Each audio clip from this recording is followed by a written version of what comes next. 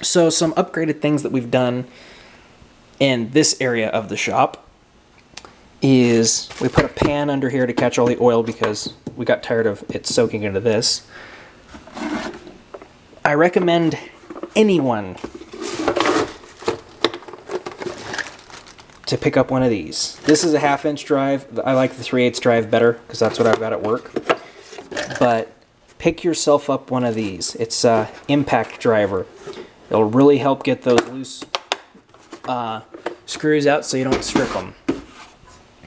Another thing I like is, yes, I know it's Pittsburgh, but T-handles.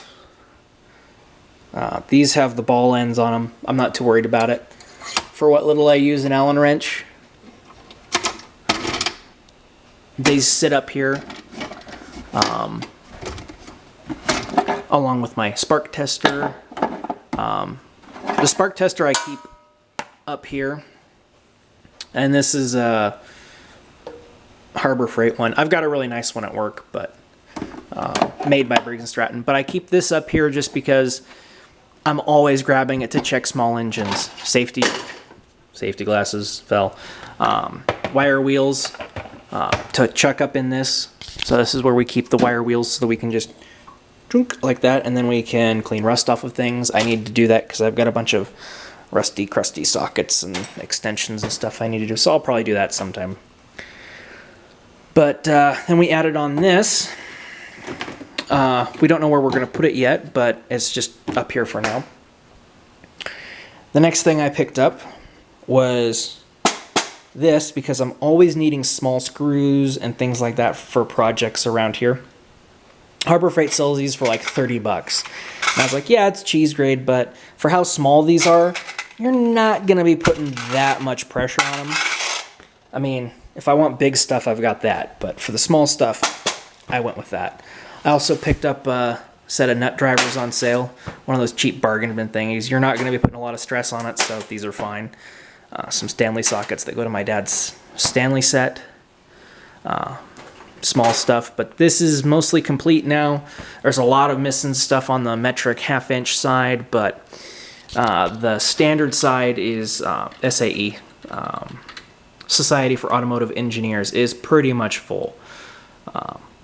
Between these three, so between the 1/4 inch, the 3/8, and the 1/2 inch, I can do pretty much anything because there's enough overlap that I don't have to worry about it.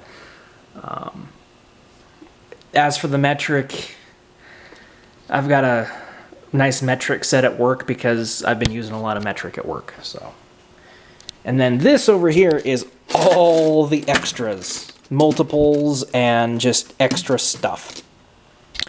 And you can pick socket sets from yard sales up for cheap. So when I want to get a socket that I'm going to destroy, I'm not too worried about getting one of. I won't use one of these because these are nice USA and SK sockets.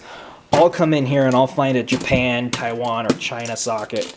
And, well, this is a Craftsman 7/16, but it's a 12 point. So, lots of the 12 points went in here. And I tried to put all 6 points up here. I got to go through everything and make sure they're all 6 points. And if not, then I have to go back through and do this. But I want to get another set of these and have one specifically for 6 points and one for 12 points. This is just a socket rail I had laying around, and I'm like, this is mostly 3/4 bigger stuff. 3/8 drive, but the bigger stuff. So I was like, it's there. Radio, still there. But yeah, I picked that up for $10 at a yard sale. It was full of SK stuff. So, and SK is, like Snap-on. It's good shit, still made in the USA. The plumbing box, it was another $10.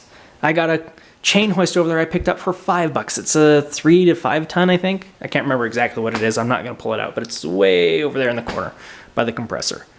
Oh, I picked up that Old Town canoe for free from a lady that her husband died and he was going to restore it and he never did. So I quickly made some brackets and we hung the canoe today.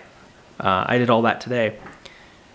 And yeah, it was pretty nice. But this is the area that we're working on. The next thing I want to work on is going through all of this stuff and really going through it. So, oh.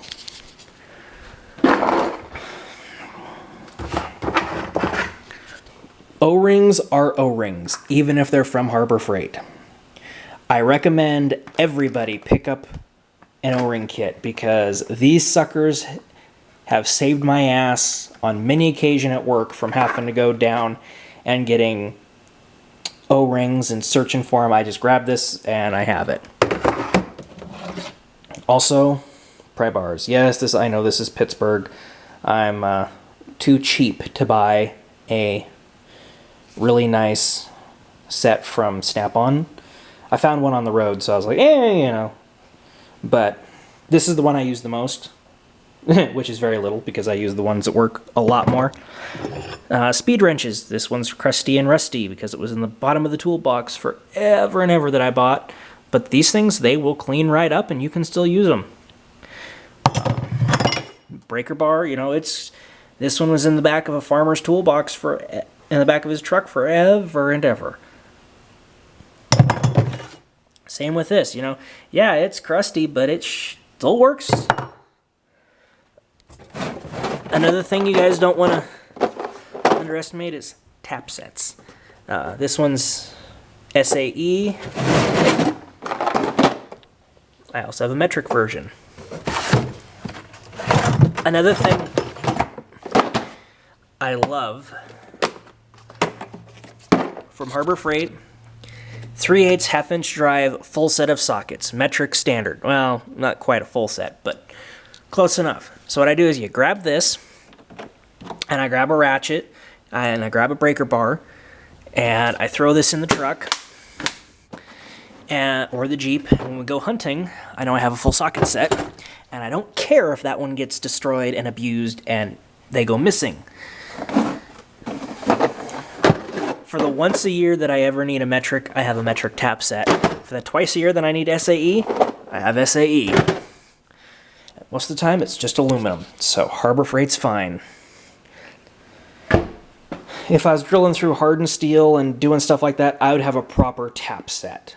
But for how little I do that, since work supplies that, that's just for home use. But yeah, thanks a lot, guys. See you later.